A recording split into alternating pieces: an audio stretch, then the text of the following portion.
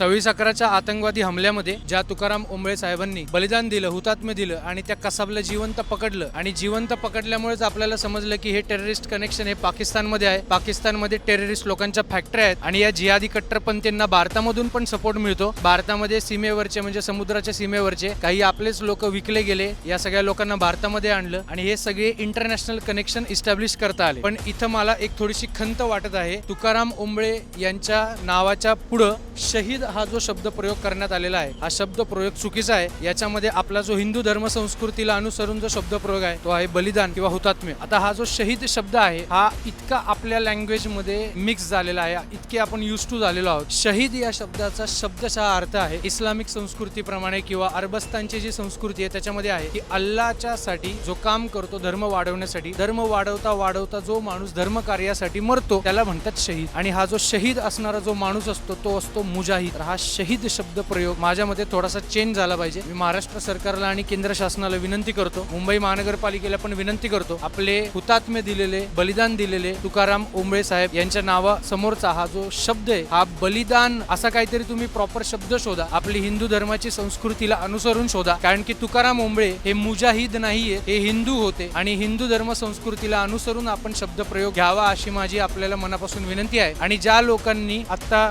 हे कधी गोष्ट ऑब्झर्व केली नसेल, तुम्ही गुगल वरती जाऊन सर्च करा, माझं ऐकू नका. शहीद या शब्दाचा शब्दशः अर्थ काय आहे, हा शब्द आपला नाही आणि आपल्या डेली लाईफ मधून हटवणं खूप जास्त गरजेचं आहे. नक्की गुगल वरती सर्च करा.